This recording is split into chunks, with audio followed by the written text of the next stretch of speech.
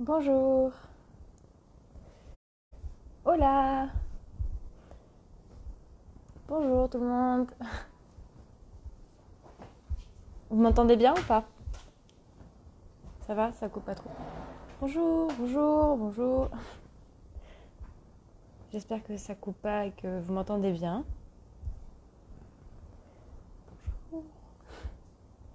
On attend Isabelle pour démarrer le live.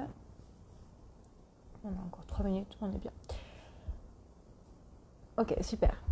Vous allez bien du coup? Ça va le confinement? Pas trop dur? Reste encore un mois, ça va le faire. Non.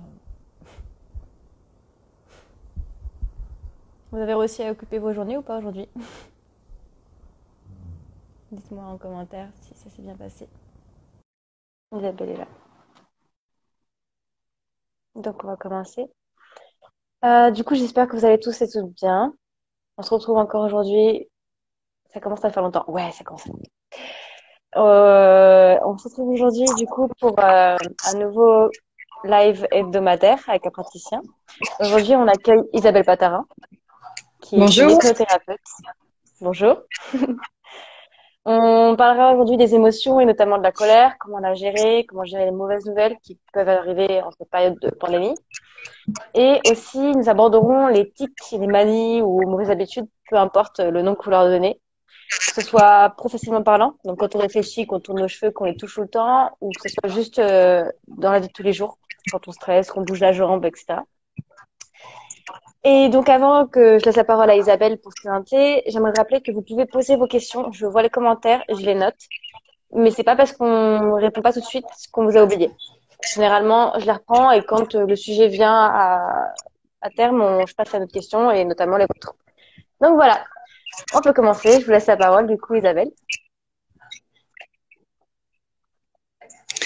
Bonjour. Je suis praticienne en hypnothérapie notamment, ainsi que d'autres outils de bien-être et de développement personnel depuis à peu près 3 ans et demi, 4 ans. Donc j'exerce en cabinet et je reçois souvent des personnes dans des cadres d'angoisse, des cadres de phobie, des peurs, qu'elles soient identifiées ou pas du tout, pour des arrêts du tabac, des addictions, donc des troubles alimentaires, je dirais, lorsqu'il y a du grignotage, ce genre de choses. Ça peut être aussi pour les problèmes de sommeil. Donc très souvent, tout cela est lié à des émotions qu'on n'arrive pas forcément à gérer, à canaliser ou à évacuer. Voilà, ça va se traduire par une conséquence, un symptôme en quelque sorte, une mauvaise habitude, ce qui est tout à fait normal. Voilà, je préfère le dire tout de suite. C'est normal, vous D'accord. êtes tout à fait normal. Voilà, nous sommes tous des êtres humains, donc avec des habitudes, des manies, avec des tensions, du stress, envie de claquer quelqu'un quand on est en colère, c'est normal. Voilà. Donc, on va essayer d'aller trouver justement des solutions pour même Mhm. pouvoir mieux canaliser ça tout simplement parce que nos proches souvent à côté de nous Oui, servent je un vois. peu de punching ball, c'est pas trop le but. Donc, le but c'est d'aller trouver autre chose. Voilà, pouvoir comprendre un peu mieux comment ça fonctionne et trouver autre Très bien. chose. Soit Bah, de toute plus. façon, on va commencer par les questions récoltées en amont et qui correspondent à ça exactement. Donc, justement, je m'énerve pour pas grand-chose contre mon copain. Que faire? Mm. Ben voilà, donc c'est tout à fait normal. Donc dans le sens où ce sont nos proches qui sont toujours à côté, qui vont dès qu'une émotion va monter, une tristesse, une peine, une colère, entre guillemets, faire un peu les frais. Donc ce qui est logique, il faut que ça sorte. Donc là, le but, ça va être de pouvoir se rendre compte déjà qu'on a quelque chose qui monte, hein, essayer de s'écouter. Je sais que c'est pas toujours évident dans ces moments-là. Essayer de prendre un petit peu de recul sur ce qui est en train d'arriver et puis se dire, bon, qu'est-ce que je peux faire de peut-être plus sain, plus positif pour évacuer ça. Ça peut être aller dans la baignoire ou dans la salle de bain crier, ça peut être écouter de la musique douce, ça va être à Mhm. vous en fait de trouver des rituels parce que comme je disais tout à l'heure, c'est normal d'être en colère, surtout en ce moment. Donc ça va être à vous de mettre en place quelque chose pour justement vous autoriser déjà à être en colère et puis pouvoir l'évacuer. Ça peut être aussi écrire. Donc sur un papier, c'est super efficace. Donc on écrit tout ce qui passe par la tête, même s'il y a des gros mots. Je suis en colère à cause de ça, il m'énerve.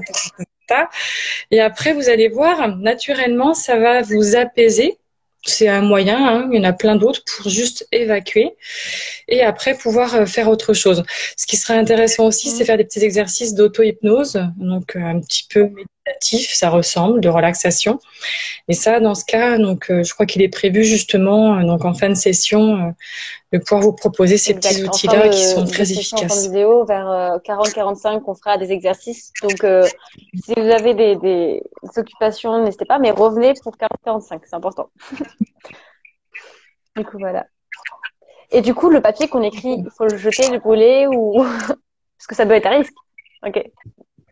Exactement. Ouais, s'en débarrasser. Oui, tout à fait. Ça nous concerne nous. C'est une émotion qu'on est en train de traverser, qui nous traverse nous. Très souvent, c'est pas contre l'autre, c'est contre nous. On est souvent plus en colère contre nous que contre l'autre. Hein. Voilà. Après, c'est pareil. Il faut avoir un peu de recul pour s'en rendre compte. On s'en rend pas toujours compte. Mais souvent, une émotion, c'est en premier lieu vers nous, en fin de compte, qu'on l'envoie. Donc, ce papier, c'est pour nous. Exactement. Donc, on le déchire, on le brûle. Et l'autre, on n'a pas besoin de s'en occuper. Voilà, ça nous concerne. Donc là, ça va plus être du rapport du tic. C'est quand je stresse, je me gratte, c'est une mauvaise manie que je n'arrive pas à laisser. Que faire? Donc le tic est un geste qui est compulsif, donc c'est un geste qui est rapide, donc bref, qu'on ne contrôle pas, qui est involontaire. Ça peut être un haussement de sourcil, ça peut être se gratter le nez, effectivement. Encore une fois, voilà, c'est qu'il y a quelque chose derrière. Allez voir. Donc se poser la question. Ok, alors qu'est-ce qui se passe? Déjà s'autoriser à avoir ce tic qui arrive, c'est normal. Alors, qu'est-ce que j'ai? Se poser dans un endroit tranquille, au calme. Peut-être s'interroger en fermant les yeux aussi, c'est plus facile, mais bon, on fait comme on peut. En tout cas, qu'est-ce qui se passe? Qu'est-ce que mes mains sont en train de me dire? C'est mon corps qui est en train de me parler. Voilà, c'est peut-être bizarre, mais un corps, c'est un corps. Lui, il vous parle avec des mains, avec les cheveux qui tombent, avec des boutons, avec la diarrhée, avec des ballonnements, des gaz. Votre corps, c'est un corps, il a son langage et ça, c'est son langage. Donc, du coup, essayez, voilà, de, dans ce cas-là, comprendre. Bon, souvent, il va y avoir une tension, une angoisse, une émotion derrière. Mais c'est pareil. Ce qui est bien, c'est de l'écouter, cette émotion, et de s'autoriser à sentir qu'on est pas bien, qu'on est en colère, qu'on est malheureux. C'est super important déjà d'accepter et de sentir ce qui se passe à l'intérieur de nous. Ça commence comme ça. Et puis après, ça va être de mettre en place une activité, un rituel, une habitude, justement une habitude positive pour pouvoir gérer ça. Parce que de toute façon, c'est là. On ne peut pas faire appuyer sur un bouton, ça n'existe plus, ça disparaît, je ne me tripote plus les cheveux. C'est pas possible. Regardez les enfants. Donc très souvent, que ce soit le pouce, que ce soit un nana, que ce soit les cheveux, c'est exactement la même chose. Hein. Il y a une angoisse, il y a une peur, il y a quelque chose qui chiffonne à l'intérieur. Voilà. Donc c'est de l'écouter, qui est surtout super important. Et puis d'utiliser les outils qui nous conviennent pour justement pouvoir se libérer, se faire du bien. Se faire du bien autrement. C'est juste un signe, effectivement, voilà, que notre intérieur nous envoie, notre corps. Moi, ça va pas, je suis pas bien à l'intérieur. La question que je me pose là, c'est que est-ce qu'un tic a une signification ou est-ce que selon, par exemple, si moi je me gratte, ça veut dire ça, mais si quelqu'un d'autre se gratte quand il stresse, est-ce que ça veut dire autre chose? Ou ça a toujours à peu près la même C'est pas forcément la même signification, tout à fait. D'une personne à l'autre, on va pas réagir de la même manière. Donc, à une tension, à une angoisse, à une colère, exactement.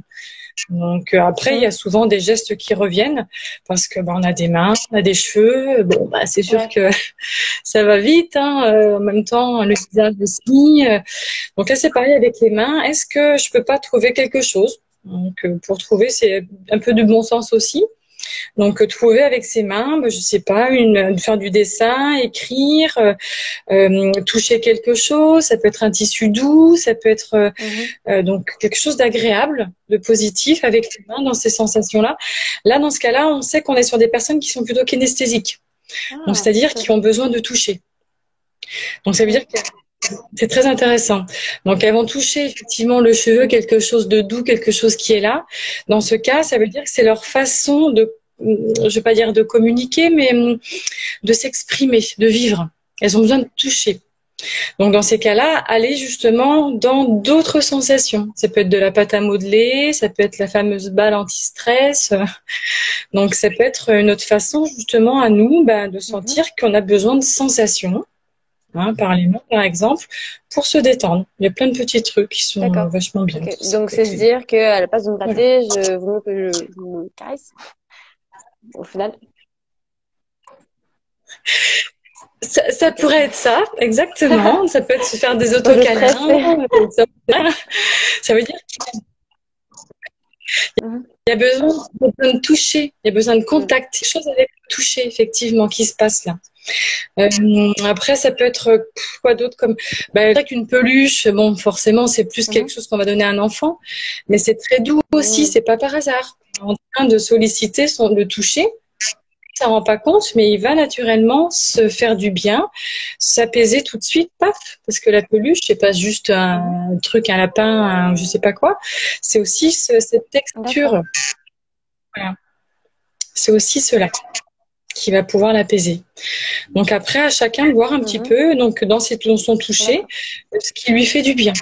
Donc euh, pour toucher D'accord. quelque Donc, chose qui l'apaise et ce qui qui le vient d'arriver, rassure. au Voilà. lieu de se gratter ou de se toucher les cheveux, c'est remplacer ce tic par quelque chose de doux, mais si vous êtes du toucher, si vous êtes kinésiste, de toucher autre chose, de toucher un papier, un tissu, un doudou. Un porte-clés peut-être un peu fluffy, ça peut être aussi ça. Ok. Ça peut être ça aussi. Après, Ouais, il voir faut ce qu'il y faire a. ses expériences et puis voir ce qui appelle le plus. Et c'est super marrant, Mm. mais on est vraiment dans un réflexe. Donc un enfant, encore une fois, il réfléchit pas. Donc dès qu'il a besoin de son doudou, on sait qu'il y a quelque chose qui va pas. Il a besoin de s'apaiser. Ça va faire partie de son rituel, c'est normal. Donc c'est quelque chose qu'il a trouvé, qu'il a mis en place. Nous c'est pareil, il est grand.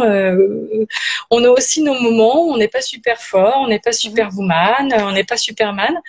Donc, on a besoin d'un petit quelque chose aussi pour se faire du bien. Dans Amélie Poulain, par exemple, dans le film, on retrouve souvent plein de sensations lorsqu'elle met la main dans un sac de haricots Mm. et qu'elle trouve ça super agréable et apaisant. Quand elle fait des ricochets sur l'eau, que c'est très agréable. C'est plein de petites choses comme ça dont on a tous besoin, les grands et les enfants, pour se D'accord. faire du bien. Ok. C'est normal. Mm. Il y a aussi à quel moment on peut considérer que l'on a un tic, parce que en avoir un et se dire ok, je le fais tout le temps parce que je suis stressée, mais à quel moment on peut se dire c'est vraiment un tic, c'est vraiment quelque chose qui n'est pas bon pour nous en fait.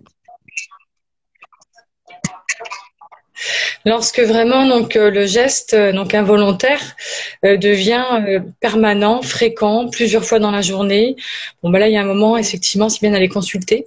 Donc un praticien de santé, que ce Mhm. soit un psychologue, son médecin généraliste, tout à fait quand ça devient vraiment très gênant pour soi. Quand on commence à se faire mal, se ronger les ongles, que ça va jusqu'au niveau du sang, quand on commence à se gratter, Mm. que ça devient vraiment très rouge, voilà, quand on commence vraiment à se faire mal, Il voilà, faut il aller y a un voir quel moment, il faut praticien pas pour rester ça? comme ça, quoi. Il vaut mieux consulter. Donc déjà son médecin généraliste pour voir un petit peu où est-ce qu'il peut orienter certainement son thérapeute au départ, puis le médecin Mm. généraliste nous connaît le mieux. Ensuite, les psychologues, tout simplement. Ça peut être d'autres Mhm. types de techniques aussi dans le bien-être. Ça peut être de l'hypnothérapie, bien sûr. Le mieux, c'est peut-être déjà son médecin généraliste pour avoir des conseils et puis lui est en mesure de pouvoir le mieux le guider la personne. Un traitement médicamenteux, je suis pas sûre que ce soit la bonne Mm. solution. Maintenant, je suis pas médecin non plus, mais trouver d'autres solutions avant d'en arriver là. Je pense qu'aujourd'hui, on a tout un panel d'outils de bien-être pour justement se détendre et pouvoir faire quelque part un travail sur soi. Parce que est-ce que ce tic, Mhm. ce tic, oui, ce geste compulsif, était peut-être déjà Oui, oui, là oui. Ah avant oui, le non, je confinement? parle. Il faut C'est juste aussi se que poser la question. effectivement, il y a beaucoup de gens qui ont eu un tic entre guillemets et qui se sont rendus compte qu'ils avaient un tic pendant le confinement, mais qui l'ont certainement depuis avant, mais qui s'est aggravé ou accéléré Mm. maintenant. Mm. Exactement, Parce que c'est toujours dû au stress, exactement. les Ouais, tics, c'est c'est toujours souvent dû des à un choses stress ou à une émotion interne? Exactement, il va y avoir une émotion, il va y avoir un stress, il va y avoir une angoisse. Encore une fois, c'est notre corps et son langage. Ça peut être comme des ballonnements ou une diarrhée donc qui vient soudainement. Donc se poser la question, mince, qu'est-ce qui s'est passé aujourd'hui? Qu'est-ce qui m'a dérangé? Et on a donc du coup, cette réaction. Non, mais Oui, c'est ce que j'allais c'est dire. bon, ça peut être alimentaire C'est ce que j'allais aussi. dire. Il y a C'est bien peut-être sûr, le il y a plein Mexicain d'autres qui l'a choses. dérangé. Bien sûr. Bien Mm. Oui, Après, voilà. voilà, il y a, vraiment, c'est du Mm. bon sens, hein. Tout à fait. Donc, c'est Mm. les premières questions qu'on va se poser. Qu'est-ce que j'ai mangé tout à l'heure? Maintenant, la digestion, ça dure quelques Oui, heures. c'est ça. Le lendemain, c'est terminé. Donc, il y a vraiment, encore une fois, c'est vraiment beaucoup de bon sens. Mm. Maintenant, c'est vrai que nos émotions, ben, on ne sait pas toujours comment ça fonctionne, comment gérer ça. Donc, c'est vrai que ça reste un petit peu nébuleux. C'est un peu flou. On ne sait pas toujours ce que ça vient faire un peu là-dedans. Voilà. Par exemple, juste pour faire une parenthèse en médecine chinoise, donc nos émotions et notre corps sont tout le temps liés ensemble et fonctionnent tout le temps ensemble. Voilà. Mm. Quand on parle du pipi de la peur, par exemple, donc c'est pas par hasard. Donc c'est parce que quand on a vécu une peur ou qu'on est en train de vivre une peur, on va être dans des pathologies liées donc à la sphère urinaire, les reins, la vessie, des infections urinaires, etc. Bon bref, je ne vais pas trop rentrer là-dedans parce que ça reste une médecine alternative, la médecine chinoise. Voilà, on n'est pas dans la médecine allopathique habituelle. Voilà. Ce sont des choses qu'on sait déjà expliquer Il y à a d'autres, Winnie 95 dans qui me d'autres. dit que sa fille a comme tic le fait de se balancer, apparemment. Elle a été voir un ostéopathe pour ça et que le médecin généraliste a dit que c'était rien, mais elle se demande si un jour ça va partir. Mm. Encore une fois, c'est pareil. Donc, est-ce qu'il y a en ce moment, juste en se posant la question, donc ou avec sa fille, est-ce qu'il y a quelque chose, ça dépend quel âge elle a aussi, si elle peut l'exprimer, Mm. quelque chose qui ne va pas? Juste poser la question. En ce Apparemment, moment, ça a comment tu te commencé sens? quand elle est tombée enceinte Comment ça se... du petit frère. Donc, je suis d'accord. De ce qui est dit dans les commentaires. D'accord. D'accord, très bien, super. Donc ben voilà, justement, peut-être essayer entre guillemets d'aborder quelque chose, un sujet, pouvoir discuter et d'essayer avec des mots très simples de trouver un petit peu une explication. Enfin, une explication, c'est compliqué suivant l'âge de nos enfants, bien sûr, mais d'essayer de trouver des mots et puis de parler de quelque chose, de dialoguer, de communiquer. Voilà. Encore une fois, un enfant, il est dans ses sensations, il est dans ses émotions, il crie, il pleure, il court, il s'agite, il se tripote les cheveux, il prend son pouce, il va réagir de manière très instinctive, très sensorielle aussi, sans forcément comprendre ce qui se passe à l'intérieur. C'est normal. Donc, d'essayer de l'écouter déjà et puis de l'accompagner. Ce qui est en train de se passer à l'intérieur de lui, c'est pas par hasard. C'est pas un truc qui ne sert à rien. C'est que justement, il est en train d'exprimer quelque chose. Voilà. Ça, je pense que c'est super important.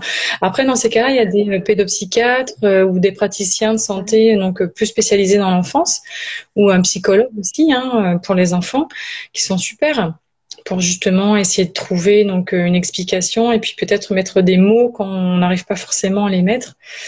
Donc il y a des praticiens de santé plus spécialisés dans le comportement des enfants qui peuvent bien sûr Donc, aider. vous Bien conseillerez de sûr. voir un pédopsychiatre plus qu'un ostéopathe ou un médecin généraliste. Allez, c'est ça comme ça. Mm.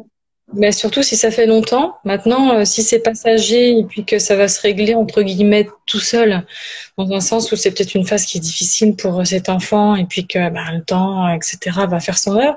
Mais si c'est continu depuis un moment et puis qu'elle n'arrive pas donc cet enfant qu'elle n'arrive pas à l'exprimer ou qu'il y a vraiment on n'arrive pas à comprendre, il n'y a pas de communication là-dessus, on n'arrive pas à savoir ce qui se passe, c'est bien d'être accompagné par un praticien, oui, bien sûr. Ouais. Un Parlons psychologue. d'un autre tic, Ouais. plutôt dans l'inconscient, celui-là, c'est quand je dors, je serre les dents. Suis-je le seul à faire ça? Comment je peux arrêter ou pourquoi je fais ça? Ça, c'est normal, ce qu'on appelle du C'est un terme. bruxisme. Ok. C'est le terme, tout à fait, c'est le terme médical qui est associé. Donc, il y a certainement plein de facteurs aussi, à voir physique, voir avec son dentiste, avec un ORL, son médecin, bien sûr, pour lever la partie physique, voir si tout est OK. Maintenant, il y a très souvent, enfin, je le constate aussi, moi, ça, après, c'est dans mon expérience, d'hypnothérapeute, c'est très souvent un symptôme qui est lié à du stress. Pareil, se poser juste une question toute simple. Est-ce qu'en ce moment, est-ce que ces derniers temps, j'ai eu quelque chose qui m'a dérangé, j'ai eu une mauvaise nouvelle? Est-ce que je vis des tensions au sein de mon foyer, dans mon couple, dans ma famille? Juste, c'est peut-être crétin entre guillemets comme question, ça paraît peut-être un peu futile, mais c'est juste du bon sens de se poser la question. Voilà. Bon, si la réponse c'est ben non, pourtant tout va bien, ok, on va voir autre chose, mais au moins déjà se poser la question. Donc, encore une fois, voilà, c'est un symptôme, une tension physique du corps qui est en train d'exprimer quelque chose. En tout cas, quand il y a de l'émotionnel derrière, je le constate aussi dans ces cas-là. Donc, on va trouver des méthodes de relaxation pour justement évacuer une tension, mais déjà, faut commencer par, faut se rendre compte qu'il y a une tension, qu'il y a quelque chose qui ne va pas.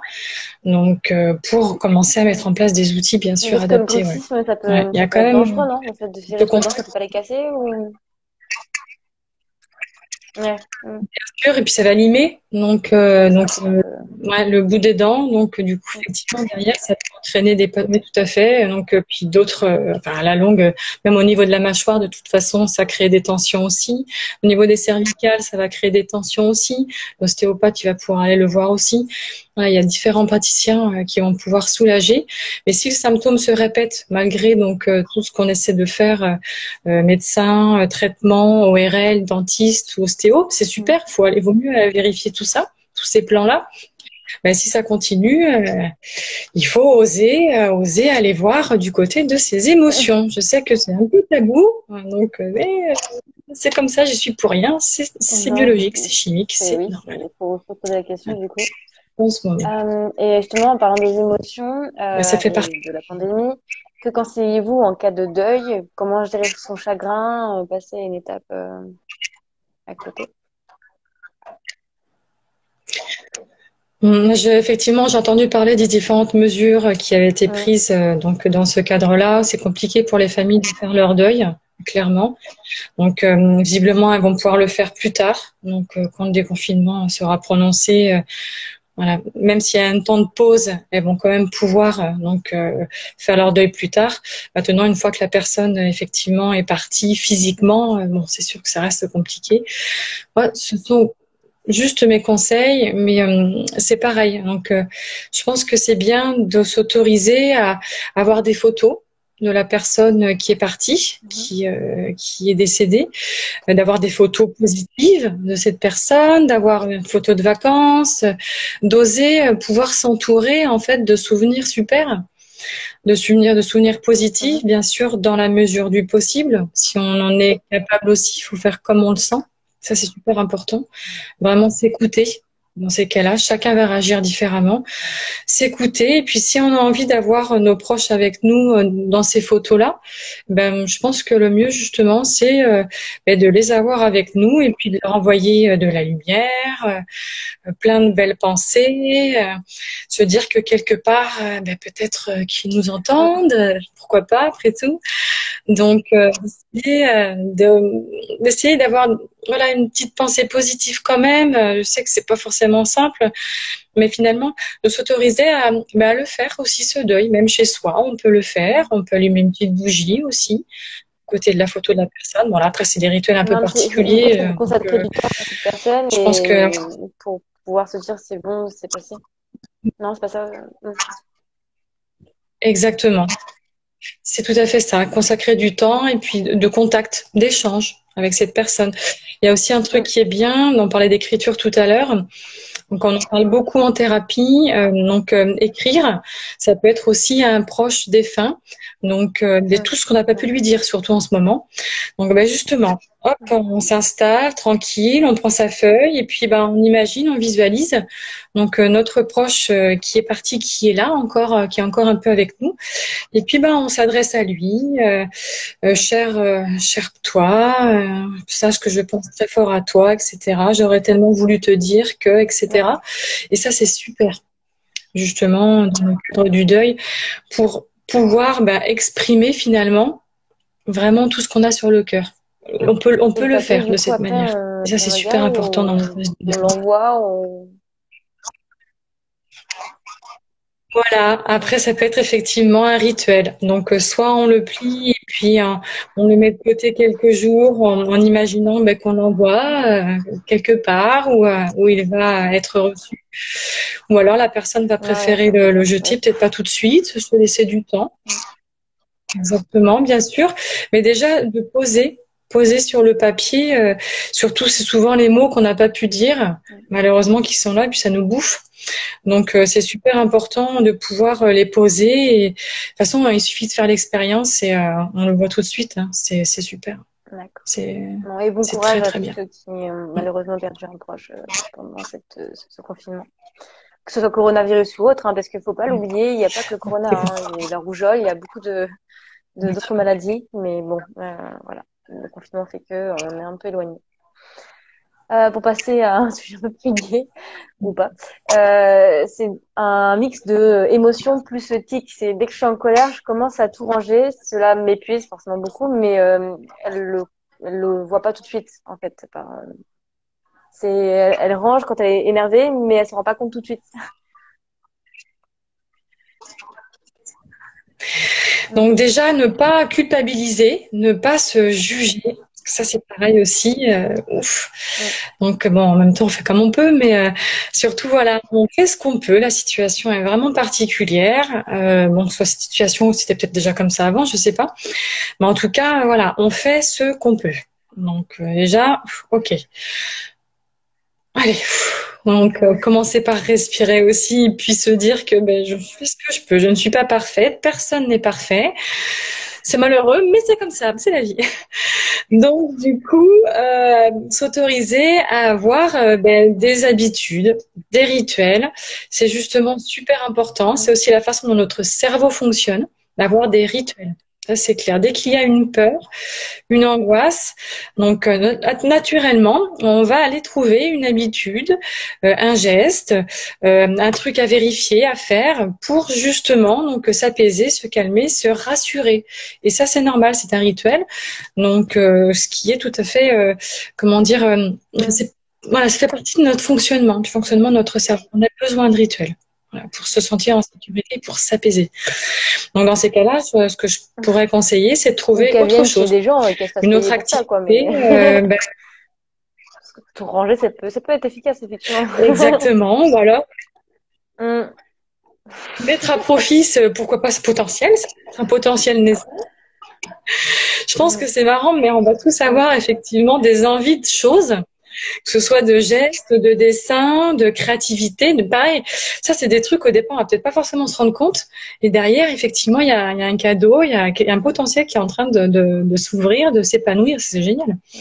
Donc justement, d'aller jusqu'au bout de ce qui est en train de se passer là, de se l'autoriser déjà, c'est normal, ok, j'y vais, et puis de voir ce qui se passe, ce qui me plaît, ce qui me plaît pas, est-ce que je peux le remplacer par une autre activité avec les mains, encore une fois. J'ai plus les pourcentages en tête, donc il y a beaucoup de personnes qui sont, enfin beaucoup, je crois que c'était un tiers de la population, mais voilà, à vérifier, je m'en souviens plus. Donc sont dans ce qu'on appelle le kinesthésique, ont besoin de toucher pour de communiquer avec leur environnement. Qu'est-ce que c'est? Ah, c'est une table, ok. Qu'est-ce que c'est? C'est un chiffon. Le cerveau va Pour fonctionner de cette toucher. manière. Il va Mm. enregistrer les informations de manière sensitive. D'accord. Exactement. Il y a des gens qui sont plutôt visuels. Donc eux, ils vont faire intervenir la mémoire visuelle, ils vont communiquer avec l'autre donc dans des images. Euh, tu vois ce que je veux dire hier, hop, même dans le langage, hein, on entend, donc on est sur quelqu'un qui est visuel. Donc il va falloir qu'il aille solliciter du coup, pareil, la vue pour s'apaiser, se faire du bien, mieux se connaître. On a aussi des personnes qui sont auditives. Donc là, est-ce que tu entends ce que je veux dire? Depuis tout à l'heure, tu n'entends pas. Donc aussi dans ces termes, c'est pareil. Donc là, il va y avoir besoin d'être sollicité par la musique. Ça peut être des oiseaux qui passent. Mm. Ça peut être super relaxant. Quelqu'un qui est auditif. Ça peut être une musique douce. Donc hop, tout de suite, il va la capter et ça va tout de suite l'apaiser ou le booster, peu importe d'ailleurs. Et donc, il va réagir encore plus que quelqu'un d'autre par l'audition. Donc, ça, c'est normal aussi. Donc, ça, c'est vrai que c'est Mhm. chouette d'arriver déjà soi-même à sentir donc, quels sont nos canaux pour sentir notre environnement, le voir, l'entendre, le toucher. Et à partir de là, ok, hop, on va inverser la tendance, entre faire un truc qui m'agace ou entendre un truc qui m'énerve. Ben dans ce cas-là, comme je suis sensible, par exemple, à un bruit qui m'énerve, eh ben, je vais aller trouver un bruit doux, donc un oiseau, un bruit d'eau qui coule, un truc qui me fait du bien. Je fais mes essais, j'expérimente, je vois ce qui se passe. Hop, et puis tout de suite, comme je suis sensible peut-être au bruit, eh ben, ça va pouvoir me faire du bien. Tout ça, ça permet aussi de se comprendre, de se connaître, savoir comment Ça veut son dire corps que notre fonctionne. tic reflète aussi Ouais. notre côté soit auditif, visuel ou kinesthésique. Kinesthésique, pardon. Kinesthésique. Oui. Il y a un lien aussi, tout à fait, ouais, dans notre langage. Le langage de notre corps, on sait aujourd'hui qu'il représente 70% de la communication non verbale. Donc, dans toute notre communication, les mots, ce n'est que 30% du message qu'on va faire passer. C'est vraiment tout notre corps, dans sa gestuelle, dans les sons, dans les odeurs aussi, hein, dans les images, les bruits, les couleurs, donc que l'on va percevoir, entendre, sentir, comprendre ce qui se passe dans notre environnement. Ouais. C'est vrai, ça se Donc voit, toute ça cette se voit au communication quotidien. est super importante. Mais du coup, cette dame qui fait tout le temps le ménage, ça peut être quoi finalement Bien sûr. ce tic? Enfin, ça peut se rapporter à quoi? Ménage, c'est visuel? C'est de voir que tout est rangé, tout est propre? Après, il faudrait plus facilement, il faudrait connaître la personne, la voir, voilà, la recevoir directement, savoir un petit peu comment elle fonctionne. Il y a des choses où, visuellement, on peut voir un petit peu comment la personne se comporte dans un entretien, mais en individuel, ouais. Donc, avant de pouvoir porter, comment dire, enfin voilà, c'est pas un diagnostic, mais que ce soit un peu plus précis dans ce cas-là, une consultation individuelle, c'est clair. Si ça devient vraiment très gênant pour la personne et qu'elle n'arrive pas à trouver une autre façon de s'occuper, si c'est juste pour s'occuper, si c'est juste un stress, mais après, il faut voir si ça vient de là ou s'il y a autre chose. Là, effectivement, dans ces cas-là, il vaut mieux qu'elle soit accompagnée. Et puis, encore une fois, pas hésiter à consulter un spécialiste, quelqu'un, un hypnothérapeute, un psychologue. Plutôt des personnes de cet ordre-là qui vont travailler sur notre esprit, sur notre psyché, sur nos comportements. Il y a aussi des praticiens dans les troubles de nos comportements. Et justement, l'hypnothérapie, ça peut nous aider à nous détendre. Tout à fait. Mais justement, donc le principal rôle de l'hypnothérapie, c'est ça. Maintenant, on est sur se détendre, se relaxer et mettre en place ses propres outils. On est sur une thérapie dite brève, qui est différente de la psychologie, la psychanalyse ou d'autres types de thérapies beaucoup plus longues, dans le sens où l'hypnothérapie apporte des outils qu'après chacun va pouvoir mettre en place. Donc c'est important aussi, c'est qu'on aille le faire. Voilà, ce changement-là, oser aller trouver des solutions pour justement pouvoir un petit peu mettre en route tout ça. Maintenant, quand il y a besoin d'un coup de main un petit peu plus sur du long terme, effectivement, d'autres praticiens sont un peu plus adaptés. Maintenant, il faut le sentir aussi. Voilà, sentir en confiance avec le praticien, sentir en confiance avec la technique. Parce que c'est pareil, ce sont des outils très simples, mais il faut aussi en avoir envie. Voilà, si l'outil gêne ou si ça fait un peu peur, ça arrive aussi l'hypnothérapie que ça fasse un peu peur. Il vaut mieux s'orienter sur autre chose. Voilà, c'est pas grave. Des solutions, il y en a plein. Comment arriver finalement à se détendre dans ces périodes de confinement et à se dégager de tout ce stress qui nous cause aussi du coup des tics, des mauvaises amies, des blessures? Dans ces cas-là, je vous propose un petit exercice si ça vous va, parce que là, du coup, c'est comme ça que je vais vous répondre. Ça va être par un exercice. Je ne sais pas si on peut le faire maintenant, mais la réponse, c'est vraiment le mieux. Le mieux, c'est vraiment ça. C'est beaucoup plus simple. On fasse un petit exercice. Donc, c'est un exercice, il a un titre? Comme vous voulez, ok. Tout à fait. Donc, ça s'appelle Tipeee. Donc, c'est un outil de gestion, de régulation émotionnelle. Tout à fait. Ça ressemble en même temps à un état méditatif. C'est un truc très simple. Il n'y a pas trop à se prendre le chou. Donc, ça, c'est pas mal. Donc, je vous propose de vous installer simplement sur votre chaise. C'est très bien. Et je tiens à dire que je le fais, mais vous aussi faites-le. Hein. On me voit, mais faites-le aussi. Hein. Ok. Il faut essayer. C'est comme ça qu'on voit si ça marche pas exactement Ah en oui, et juste essayant. avant, du coup, pour commencer l'exercice, est-ce que l'hypnothérapie peut marcher aussi sur les enfants? L'hypnothérapie peut fonctionner Est-ce aussi que sur là, les enfants. excusez-moi, à D'accord. partir de Quand 6 on ans à prend peu conscience près, de six sa sept ans, de soi. tout à fait. Donc, ben, non, en fait, comment l'aire visuelle du cerveau, donc qui se situe donc tout à peu près au-dessus de la nuque, hein, Mhm. donc à la base du crâne, près de l'occiput. Donc on a l'aire visuelle qui est donc scientifiquement quasiment formée. Voilà, donc de ce qu'on en sait chez les enfants à 6-7 ans. Et on utilise beaucoup la visualisation en hypnothérapie, sous forme de jeux, sous forme d'histoires qui sont donc imaginées, visualisées. Et donc on va faire beaucoup intervenir cette aire visuelle de notre cerveau. Dans ces cas-là, c'est ce qu'on fait bien chez l'adulte. Mais chez l'enfant, on attend effectivement 6-7 ans. On sait que cette partie-là de notre cerveau est formée D'accord. et qu'on va pouvoir travailler avec ces outils-là. Ok. C'est pour ça que Bon, c'est cet du coup, âge-là. on va commencer l'exercice. Il dure une dizaine de minutes, il me semble. C'est ça. Et après, je reviens sur Oui, les c'est ça à peu questions près. dont Ça celles vous que va? j'ai épinglées avec Laylouche 58. Voilà. Donc, on fait l'exercice, vous le faites aussi avec moi, et après, on revient sur vos questions. Voilà. Alors exactement, mettez-vous à l'aise, on va continuer à discuter en même temps, super. Une position qui vous convient, les lunettes exactement, tout ce qui peut vous gêner, un vêtement, un Ouais. pull, bref, mettez-vous à l'aise. Voilà, commençons. Et puis je vous propose de fermer les yeux simplement, c'est plus facile pour s'écouter de l'intérieur. Voilà, vous allez voir, c'est un peu plus simple pour aller écouter tout ce qui se Mhm. passe dans nos informations intérieures. Naturellement, parce que voilà, le cerveau ne va plus traiter d'informations visuelles, il va se concentrer sur ce qu'il y a à l'intérieur de vous. C'est super. Et puis, je vais vous guider avec la voix. Je vous invite à prendre quelques respirations.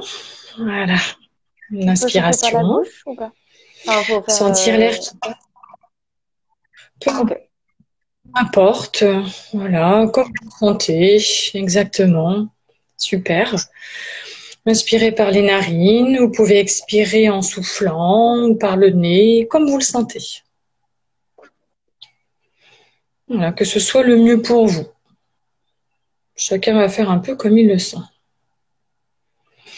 Puis naturellement, en inspirant, ressentez simplement donc cet air qui passe, s'il est chaud, s'il est froid, s'il est lumineux, transparent, ou sans aucune couleur, peu importe. Et puis tout en continuant d'inspirer, entendez, si vous pouvez entendre le bruit de l'air qui rentre dans les narines. La même chose à l'expire. Lorsque l'air va sortir, est-ce qu'il y a un bruit? Est-ce qu'il y a un son? Est-ce qu'il y a du chaud, du froid? Simplement, allez dans vos sensations. Et puis, prendre conscience, là, voilà, l'inspiration de tout ce qui se passe naturellement en vous. Les poumons qui se gonflent quand on inspire. Et puis qui se dégonflent quand on expire. Tous ces fonctionnements tout à fait naturels du corps et qui se font déjà tout seuls sans qu'on y pense. Ça se fait tout seul. Et puis je vous invite à observer, Charlotte, vous allez me dire si en ce moment il y a une tension à l'intérieur de vous, au niveau de votre gorge, de votre poitrine, dans le ventre, Le la nuque. bas-ventre. D'accord. Alors, vous allez pouvoir me décrire cette sensation, là, peut-être on va dire une gêne, voilà, cette sensation dans le bas-ventre. Est-ce que ça pèse, un peu comme un poids qui pèse? Est-ce que ça serre, un nœud? Est-ce que ça pique? Est-ce que c'est Ça plutôt pique. comme une boule?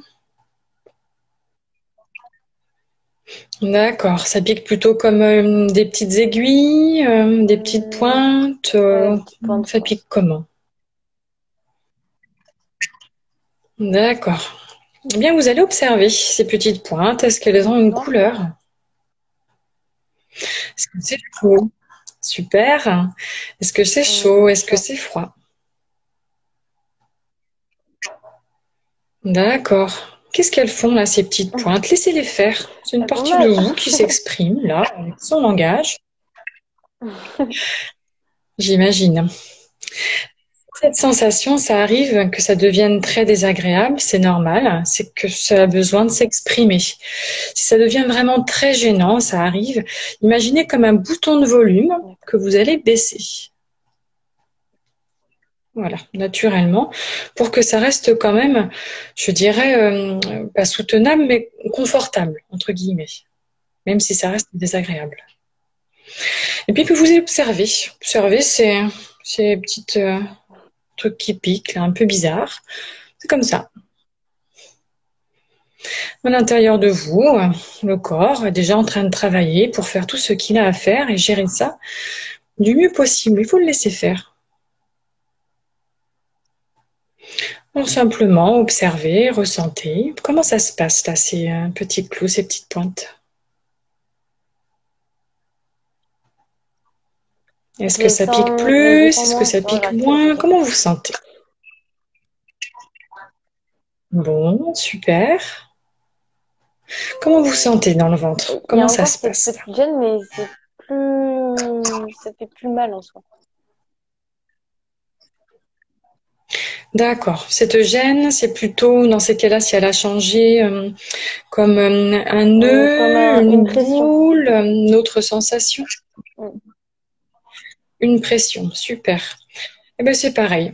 Voilà, continuez à l'écouter, cette pression, voir un petit peu comment votre corps va se débrouiller avec tout ça. C'est lui qui gère votre corps, votre cerveau émotionnel, voilà, tout ce qui se passe de manière inconsciente et automatique à l'intérieur de vous. Ça se fait tout seul. Puis cette pression-là, comment vous pouvez me la décrire? Elle Qu'est-ce agit sur qu'elle le même fait? point, constamment. D'accord. Eh bien, laissez-la faire. Allez, acceptez si c'est gênant. Je sais qu'on a envie d'intervenir et de trouver quelque chose. La solution ne viendra pas de manière consciente et avec notre mental qui réfléchit. On n'est pas dans cette partie-là de notre N'hésitez pas cerveau en en ce moment. commentaire à vous à donner la couleur de la douleur et la forme et la pression que ça a, et l'endroit que ça a. Donc, Mhm. Exactement. Ça permet simplement de décrire et de mettre, Mhm. voilà, de mettre des mots, des ressentis sur ce qui se passe sans chercher à faire autre chose. Juste Et puis, en acceptant d'observer. Isabelle peut le voir en commentaire, donc n'hésite pas C'est- à le dire. Voilà. D'accord. Ok. Non, Pour il n'y a même pas de l'instant, problème. j'ai pas de retour. Alors, d'accord. Au niveau de cette pression, comment ça se passe là Elle est maintenant? toujours plus ou moins présente. Mhm. D'accord, on va rajouter un petit exercice. Je vais vous proposer d'imaginer sous les pieds comme des trappes qui s'ouvrent, des robinets, ça peut être comme des portes de sortie, une Sous les image pieds. qui est confortable, Ok, ok, sous les pieds exactement, tout à fait, ok. pour faire un peu comme des portes de sortie. Euh, que ce soit une image Mhm. d'une trappe, une image qui vous convient, chacun a la sienne. Ça peut être un barrage qui s'ouvre, un robinet qui s'ouvre. Et puis, ressentir, imaginer, laisser sortir tout ce qui a besoin de sortir. Un peu bizarre. Mhm. On peut avoir des sensations. Du coup, au début, c'est très bizarre. Et après, on s'habitue, c'est normal. De choses, voilà, comme si on lâchait quelque chose, comme s'il y a quelque chose qui sortait. D'ailleurs, c'est ce qui se passe, ça sort. C'est tout à fait normal. Simplement, à chacun de trouver son image qui convient pour Mhm. lâcher. Au niveau de ce point dans le ventre, on y Ouais, je le sens retourne. un Comment peu ça se calme. passe? D'accord. À l'intérieur de vous, quelle sensation vous avez là en ce moment? Est-ce qu'il y a une émotion qui circule, Petit picotement une au niveau des yeux. sensation? Je sais pas si c'est normal. D'accord, super. C'est très bien. C'est que ça travaille. J'espère que c'est pas que j'ai des fourmis dans les Votre corps est en train de travailler. Non, vous verrez après. En expérimentant dans différentes positions, c'est normal. Donc notre esprit et notre corps travaillent ensemble tout le temps. On ne s'en rend pas toujours compte et c'est juste super. Ça fonctionne tout le temps ensemble. Quand on dit qu'on a une boule au ventre parce qu'on vient d'avoir une mauvaise nouvelle, c'est normal. Vous pouvez rouvrir les yeux exactement quand c'est bon pour vous. Et retrouver vos sensations. Quand on dit qu'on a quelque chose qui reste en travers de la gorge, ben ça coince. Il y a un truc que j'arrive pas à avaler. Ben oui, c'est normal. Quand on dit qu'on en a plein le dos, qu'on a la rate qui se dilate, qu'on se fait de la bile, tout ça, on sait l'expliquer aujourd'hui. Donc, c'est normal. C'est un tracas, il y a une anxiété, qui sont en lien avec notre système nerveux autonome. Pardon. Pardon, c'est comme Bien, quand je suis sur mon terrain. Voilà. Pour fermer les yeux. Mais allez-y, du coup, continuez. Je vous écoute aussi en même temps. Bien sûr. Potentiel. Et donc, après cet exercice, comment vous sentez-vous? S'il y a plus d'apaisement, tout simplement, ou moins, ou pas. Après, vous pouvez ça fait du bien de fermer les yeux même quelques minutes et de recentrer sur soi. Exactement. Ouais, c'est ça. Et puis, en fin de compte, notre corps va faire déjà beaucoup de choses tout seul. Va traiter des informations, gérer des émotions tout seul, sans qu'on ait besoin d'intervenir. C'est le principe de cet outil. C'est quoi, ça a duré? Ah oui, 10 De minutes. laisser faire tout seul. Okay. Et du coup, vous enregistrez votre voix parfois et vous les donnez aux patients ou vous faites toujours en direct? Ça peut arriver, mais je travaille plus souvent en direct, ouais. Je n'enregistre pas forcément souvent. Je préfère travailler en direct. Après, il y a plein de petites vidéos, par exemple, d'auto-hypnose. Je ne sais pas si on aura le temps d'en faire tout à l'heure. On parlait de la bulle de lumière. Même sur le site, si je peux me permettre de le glisser, sur le site de Doctissimo, sur YouTube, vous allez taper dans auto-hypnose Doctissimo. Donc, il y a des petites méditations qui sont super. Ça fait 10 minutes. C'est sa bulle de bien-être. Je reprends les mêmes types d'outils en séance, soit moi ou d'autres praticiens, c'est la même chose. Ça va être du lâcher-prise, ça va être nettoyer sa maison. Tout ça, c'est super génial et je trouve que ces petites méditations, l'auto-hypnose, en tout cas que Doctissimo propose, sont super bien faites. Et ça, c'est pareil, c'est vachement bien. On peut le faire chez soi. Et sur Doctomy aussi, on a une chaîne YouTube et justement, quand je fais des interviews avec des hypnothérapeutes, on suit nos exercices et on peut les retrouver aussi en ligne. Mais on pourrait faire ça effectivement aussi, oui, des petites vidéos que d'hypnose ou que d'auto-hypnose. Ça serait intéressant, effectivement. On se rend compte aujourd'hui de l'impact que notre esprit, notre mental a donc sur tout notre corps, notre être. C'est juste super important. Donc c'est là justement où tous les outils aujourd'hui de canalisation, de gestion du stress, de notre mental, de notre esprit, s'apaiser, tout ça, ça commence à être en plein essor. Les méditations en pleine conscience, Christophe André, etc. Parce que justement, il y en a besoin. C'est juste fondamental. On est dans un système où il y en a vraiment beaucoup besoin. Gérer ses pensées, son mental. Du coup, on va revenir sur la question qui était posée avant l'exercice. C'était un cas, depuis petite, j'ai un tic, j'arrive pas à m'en débarrasser, je sais pas comment expliquer, mais je cligne beaucoup des yeux. Je l'ai vu aussi sur Google. Et aussi, je fais une espèce de grimace avec mon visage, mon nez, etc. Et je crois que le clignement des yeux, c'est assez courant finalement comme tic.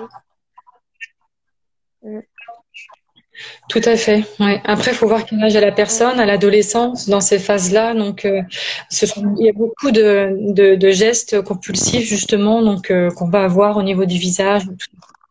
Pendant cette phase, je parle dans l'adolescence, il y a peut-être d'autres moments. C'est souvent des phases qui sont très, très anxiogènes, très nerveuses. Mais c'est pareil, il y a peut-être un travail à faire sur soi.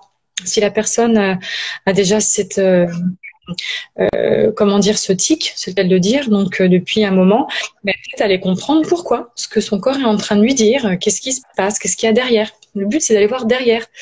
On va pas appuyer sur un bouton dans n'importe quelle thérapie d'ailleurs pour dire stop, c'est fini. Non, justement. Et puis surtout pas, on a besoin d'avoir nos signaux d'alerte. Quand on en a plein le dos et qu'on commence à avoir mal dans le dos, eh ben c'est super. Moi, je trouve ça génial.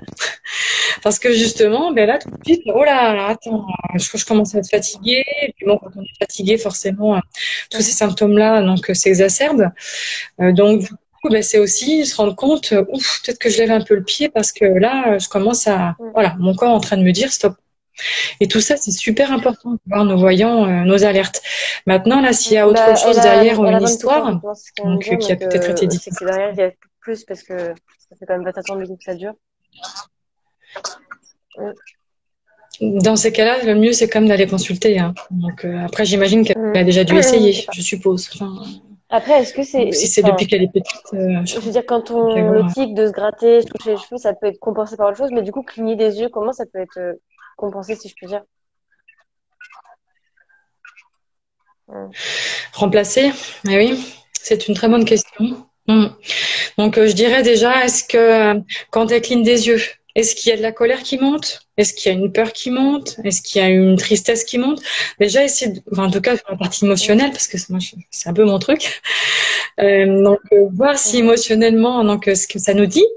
Et puis dans ces cas-là, s'il y a de la colère, ben, prendre un polochon, taper dessus, trouver du sport pour aller courir, se défouler. Le sport, c'est super pour ça, surtout quand on est dans la colère. Pouvoir, bon voilà, c'est un peu compliqué pour faire d'autres activités, c'est sûr, mais pouvoir évacuer, ça peut être crier dans la forêt, pareil, c'est un peu compliqué. Trouver quelque chose pour évacuer cette colère. Voilà, donc si c'est de la colère, bien sûr, qui s'exprime là derrière. Si c'est de la tristesse, c'est pareil. Pourquoi je suis triste? Pourquoi je ressens une angoisse? Donc d'ailleurs, c'est pas pourquoi je suis triste, c'est plutôt pourquoi je ressens de la tristesse. Nous ne sommes pas des émotions, même si on s'identifie souvent à notre émotion. Une émotion, c'est des petites molécules qui se promènent dans le sang. Donc voilà, pourquoi est-ce qu'il y a ces émotions qui sont là? Mais encore une fois, c'est un travail aussi sur soi. Donc oser et regarder à l'intérieur de soi, dans son cœur, qu'est-ce qui se passe dans ma tête, qu'est-ce qui se passe, et vraiment se regarder en face. Et ça, je sais bien que c'est pas toujours évident. La réponse aussi, c'est de se poser des questions. C'est pas mal. C'est s'écouter. Ben oui, tout à fait. S'écouter, se poser des questions. Les réponses, on les a. Elles sont à l'intérieur de nous, ces réponses-là.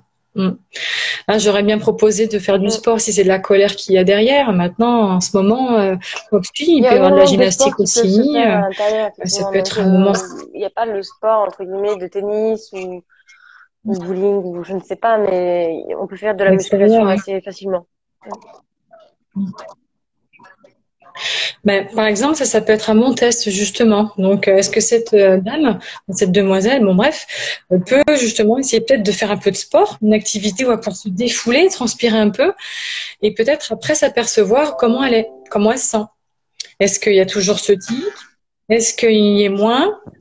Voilà, ça va tout de suite l'aider à se rendre compte s'il y a un truc là qui se passe.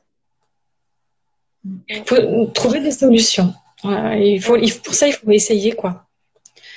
Il faut essayer de chercher, puis consulter. Hein. Même maintenant, il y a des psychologues qui consultent en téléconsultation, notamment. Donc, puis il n'y a pas à se dire comment dire que c'est chiant ou pas chiant. Un travail sur soi, c'est pas forcément toute la vie. On n'a pas forcément pour 10 ans. Si au moins on peut mettre des explications à vos souhaits. Si au moins on peut avoir des explications sur ce qui se passe pour essayer de un petit peu mieux s'écouter. Pourquoi pas, quoi, avec quelqu'un, c'est toujours plus facile avec quelqu'un d'extérieur que tout seul. Bien sûr. Donc, en tout cas, pas rester comme ça, bien sûr. Je pense après, on va revenir sur qui vous êtes. Est-ce que ça peut être lié au manque de magnésium, peut-être? Il y a aussi, donc, tout à fait, ouais. Donc, ce symptôme-là, le magnésium, la petite paupière qui saute, qui frétille un peu, des petits spasmes dans le corps, donc, on ne sait pas trop d'où ça vient. Dès que le système nerveux, effectivement, donc, va être concerné, le magnésium, ouais, tout à fait, oui. Donc, il y a souvent beaucoup dans des personnes très anxieuses, plutôt stressées, très sensibles, très émotives. On constate qu'il y a beaucoup justement de consommation de magnésium dans le corps, qui est du coup est utilisé. Exactement. Donc, naturellement, il va falloir faire des cures un peu plus souvent parce que ça va être quelqu'un qui va avoir besoin, voilà, son système nerveux travaille beaucoup, de pouvoir avoir un apport en magnésium un peu plus que quelqu'un d'autre. Donc là, tout à fait, pareil. Donc, faire une cure, voir un peu ce qui se passe. Est-ce que ça va mieux? Est-ce que c'était ça? Bon, ben, ok, super. Après, donc, le mieux, c'est un naturopathe qui va vraiment faire un bilan. Enfin, quand je dis naturopathe, on n'est pas dans un praticien de santé classique. Le médecin Et généraliste va pouvoir faire c'est des prises de complémentaire de sang, toute façon, non? etc. Quand on voit un Maintenant, hypnothérapeute, euh, on peut tout à fait voir un sophrologue ou... ouais, ok.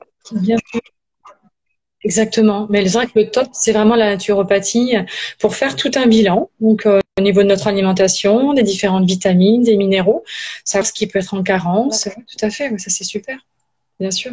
Dans ces cas-là, aller voir de ce côté-là. Maintenant, lorsqu'il y a beaucoup de fatigue, un travail prenant, beaucoup de pression professionnelle, les Mhm. personnes qui travaillent encore en télétravail aujourd'hui ou qui doivent aller travailler, ben, naturellement, le magnésium aussi, super important. Hein. Donc, quand on a un boulot qui est très prenant, notre système nerveux qui est très, très sollicité. Après, il y a d'autres vitamines aussi, l'oméga 3. L'oméga 3, c'est juste super important pour notre cerveau, il en a besoin. Et puis le corps ne le synthétise pas, ne le fabrique pas. Donc, il faut aller le chercher. Les huiles, le colza, les noix, les poissons gras. Les oméga 3, c'est juste super important. Il y a des cas de dépression nerveuse qui ont été traités par des justement modifications alimentaires avec plus d'oméga 3. Enfin, il y a cette Ok. partie-là, allez voir. Du coup, ça va bientôt faire 1 heure, donc avant que ça coupe, on va refaire un petit point. Du coup, au niveau des tics, c'est surtout de se poser des questions, c'est de savoir si déjà c'est pas un problème interne, c'est le corps qui veut nous parler finalement de ce que j'ai compris du coup pendant ce live. Pas hésiter à regarder des vidéos d'auto-hypnose qui peuvent prendre 10 minutes de notre temps, donc c'est vraiment pas grand-chose. En ce qui nous concerne, nous, on se retrouve la semaine prochaine pour de prochains lives. Il y aura notamment un ostéopathe. Et concernant Isabelle, je la laisse se représenter. Il me semble que vous faites un cabinet, mais peut-être à domicile aussi, non? Je sais plus. À domicile. C'est à domicile, tout à fait, oui. Je reçois aussi en D'accord, téléconsultation très bien. s'il y en a Et besoin. vous êtes en quelle ville? Ah, Je suis sur Cholet, ok. Pas loin dans du le parc de 49, Montlévrier. le Maine-et-Loire. Très beau parc pour Exactement, détendre je suis juste aussi. à côté, Je pense à un quart facilement, d'heure, quoi. tout le monde dirait faire un tour. Mm, Magnifique. Et la nature aussi est là tout à aussi fait. pour nous aider justement en ce moment à passer un peu tout ça. On a des temps magnifiques, on a du soleil. Pas hésiter à se mettre au soleil, à capter puis la vitamine D qui est, bref, qu'on va pouvoir synthétiser, écouter les oiseaux, sentir les fleurs, Mm. utiliser tous ces sens. C'est juste super important. On Revenir dans le fera peut-être un voilà. prochain live Et sur pas dans la la tête et luminothérapie, essayer de pourquoi pas. Ça peut être intéressant, effectivement. Bon, en tout cas, merci pourquoi pas. Isabelle d'avoir participé Voilà. à ce live et merci à tous ceux qui ont suivi. C'était assez intéressant et j'espère que tout le monde a pu avoir la réponse qu'il souhaitait avoir. Donc, n'hésitez pas à retrouver Isabelle. Du coup, le live est disponible 24 heures. On va essayer de l'enregistrer et de le mettre sur notre chaîne YouTube ou Facebook. Mais Isabelle a un site, page jaune peut-être, Tout à fait. Doctolib sera disponible. Mhm. Doctolib, les pages jaunes Voilà. Et aussi. sinon, disponible aussi sur Doctolib. Tout à fait. Voilà, bah merci beaucoup. J'espère que vous avez passé un bon Voilà. moment. J'espère qu'Isabelle, que ça vous a plu aussi. Merci beaucoup, c'était super, très intéressant. Merci Et on pour se cette retrouve bientôt du invitation. coup pour un prochain appel et à bientôt. Super. J'espère que Au ça a revoir. pu aider. Mais c'est super. Merci.